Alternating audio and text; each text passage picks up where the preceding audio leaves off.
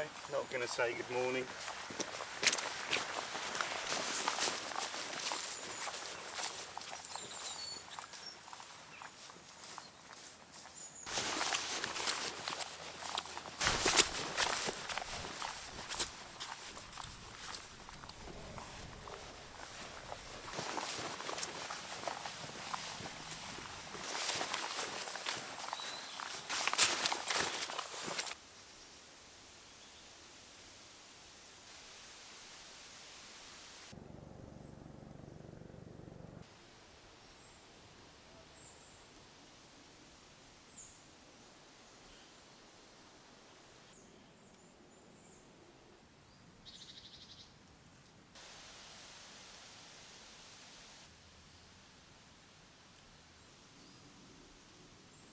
Hello, welcome back. I have been wandering around this forest for what feels like about an hour now looking for mushrooms.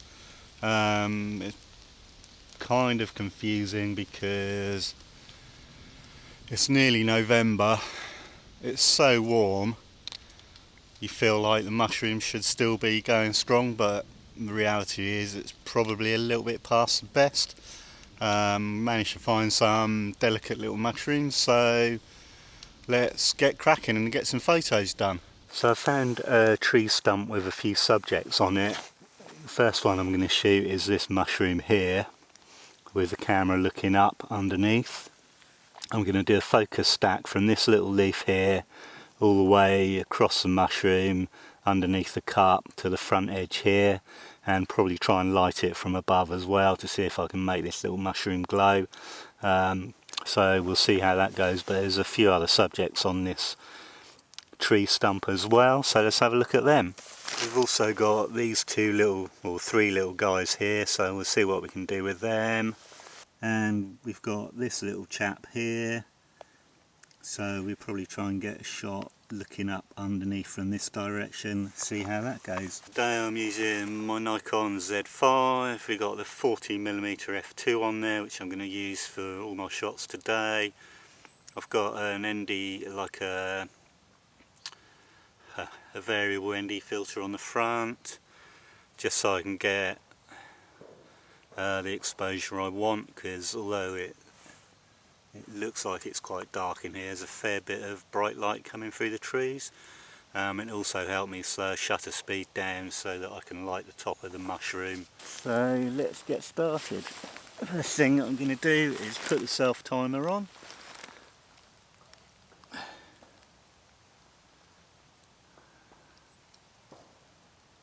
Two seconds will do. Then I'm going to take a shot with my hand over the lens so that I know this is the beginning of a sequence of shots. There we go. Right, once that's finished processing we can actually start shooting.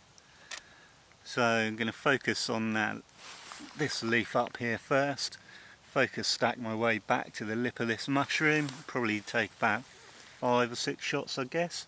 So let's get going.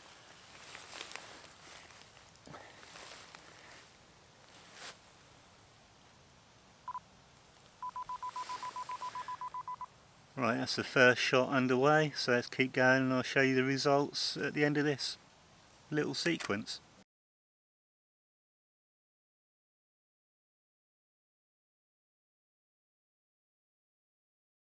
Now we're on to these three little guys here, so exactly the same process as before, focus stacking.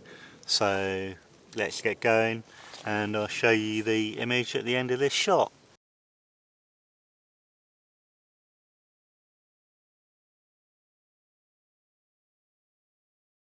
We've moved on to the next subject now, this mushroom here, so let's get cracking on that and see if we can do anything with that. Exactly the same before, one shot with hand in front of the lens, so I know this is the beginning of a sequence. Actually need to use my torch to light this because the light is so low, so let's get going. That's the first shot, and I'll show you the result at the end of this sequence of photographs.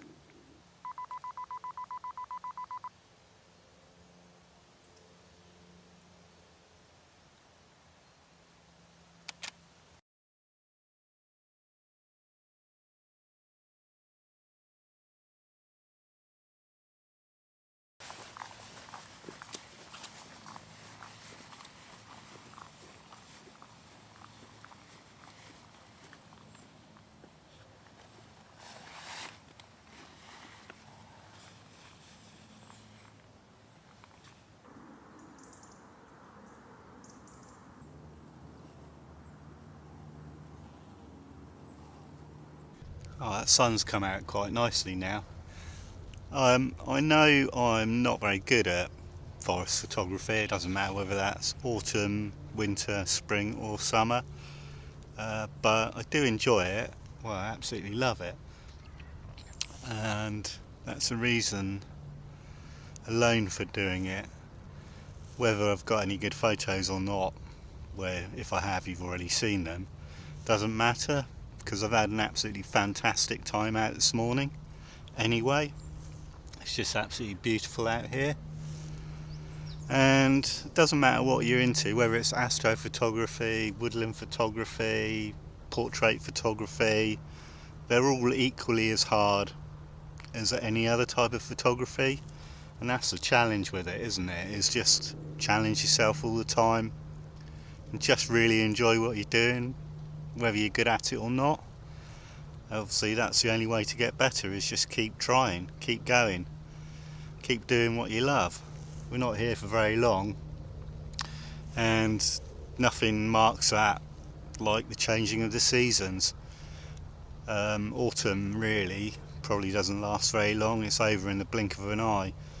The same as Milky Way core season, that seems to be over in the blink of an eye, so you've got to take every opportunity just to get out there and do what you love.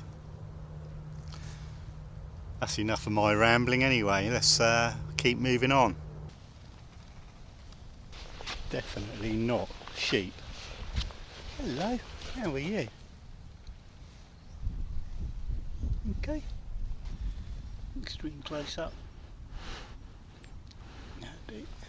These two lumps here, this one and this one, there's another two up here as well, so there's 4 in total, are burial mounds, and they were, well, they're full of dead Vikings basically. So about 1,000 years ago, Saxons and Vikings had a bit of a fight up here, and as an ultimate disrespect, they planted the losing Vikings head down.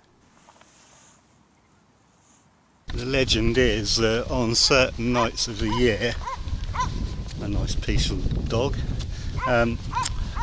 shut up, certain nights of the year, if you're up here, you can hear the clashing of swords as they do battle for all eternity. I come up here a lot on my bike. I've never seen any Vikings or Saxons up here, but you certainly ride past there fairly quick, I'll tell you that much.